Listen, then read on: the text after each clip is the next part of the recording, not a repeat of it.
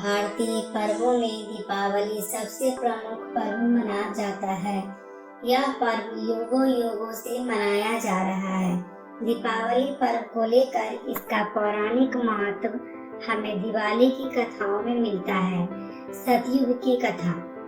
सर्वप्रथम तो यह दीपावली सतयुग में ही मनाई गई, जब देवता और दानवों ने मिलकर समुद्र मंथन किया तो इस महाअभियान से ही इरावत, चंद्रमा, उच्चैश्रवा, परिजात, वारुणी, रंभा आदि 14 रत्नों के साथ हलाहल विष में भी निकला और अमृत घट लिए धन्वंतरी भी प्रकट हुए। इसी से तो स्वास्थ्य के आदि देव धन्वंतरी की जयंती से दीपोत्सव का महापर्व आरंभ होता है। कार्तिक कृष्ण त्रयोदशी अर्थात धनतेरस को तत्पश्चात इसी महामंथन से देवी महालक्ष्मी जन्मी और सारी देवताओं द्वारा उनके स्वागत में प्रथम दीपावली मनाई गई। त्रेता युग की कथा। त्रेता युग भगवान श्री राम के नाम से अधिक पहचाना जाता है। महाबलशाली राक्षसेंद्र रावण को पराजित कर 14 वर्ष वनवास में बिताकर रावण के अयोध्या आगमन पर सारी नगरी दीप मालिकाओं से सजाई गई और यह पर्व अंधकार व प्रकाश की विजय का प्रतीक दीप पर्व बन गया। द्वापर युग की कथा। द्वापर युग श्री कृष्ण का लीला युग रहा है और दीपावली में 2 महत्वपूर्ण आयाम जुड़ गए। पहली घटना श्री कृष्ण के बचपन की है। इंद्र पूजा का विरोध कर गोवर्धन पूजा का क्रांतिकारी निर्णय क्रियान्वित पर श्री कृष्ण ने स्थानीय प्राकृतिक संपदा के प्रति सामाजिक चेतना का शंखनाद किया और गोवर्धन पूजा के रूप में अन्नकूट की परंपरा बनी। कूट का अर्थ है पहाड़, अन्नकूट अर्थात भोज्य पदार्थों का पहाड़ जैसा ढेर अर्थात उनकी प्रचुरता से उपलब्धता। वैसे भी श्री कृष्ण बलराम कृषि के देवता हैं। उनकी चलाई गई अन्नकूट परंपरा आज भी दीपावली उत्सव का अंग है। यह पर्व प्रायः दीपावली के दिन प्रतिपदा को मनाया जाता है। द्वापर युग की दूसरी कथा। दूसरी घटना श्री कृष्ण के विवाहोपरांत की है। नरकासुर नामक राक्षस का वध एवं उसकी प्रिया सत्यभामा के लिए पराजित वृक्ष लाने की घटना दीपोत्सव से एक दिन पूर्व अर्थात रूप चतुर्दशी के जुड़ी हुई है। इसी से इसे नरक चतुर्दशी भी कहा जाता है। अमावस्या के तीसरे दिन भाई दूज को इन्हीं श्री कृष्ण ने अपनी बहन द्रौपदी के आमंत्रण पर भोजन करना स्वीकार किया और बहन ने भाई से पूछा, क्या बनाऊं, क्या जिमोगे?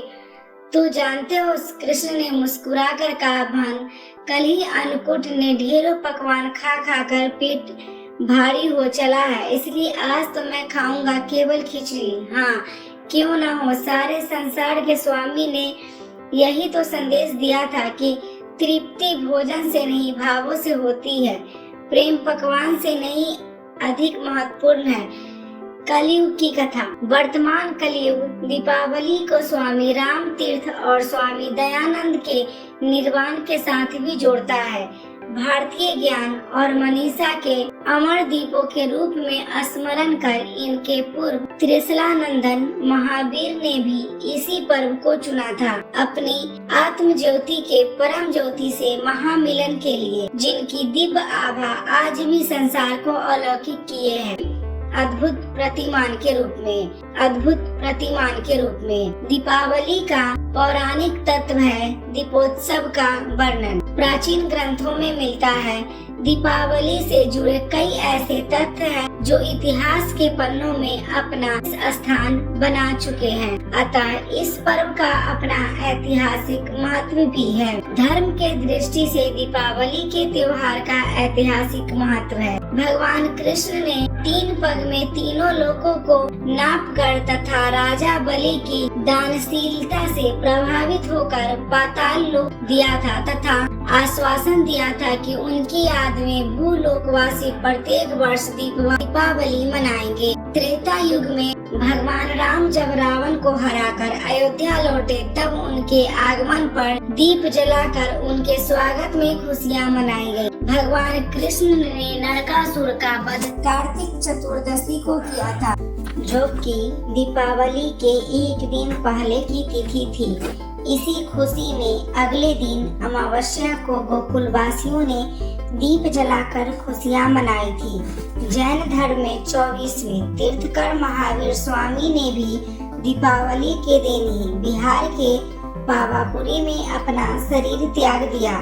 दीपावली के दिन अमृतसर स्वर्ण मंदिर का निर्माण भी शुरू हुआ था। देवी महाकाली ने जब राक्षसों का वध करने के लिए रौद्र रूप धारण किया और राक्षसों के वध के बाद भी उनका क्रोध शांत नहीं हुआ तो भोलेनाथ स्वयं उनके चरणों में लेट गए और शिव जी के शरीर स्पर्श मात्र से ही देवी महाकाली का क्रोध समाप्त हो गया।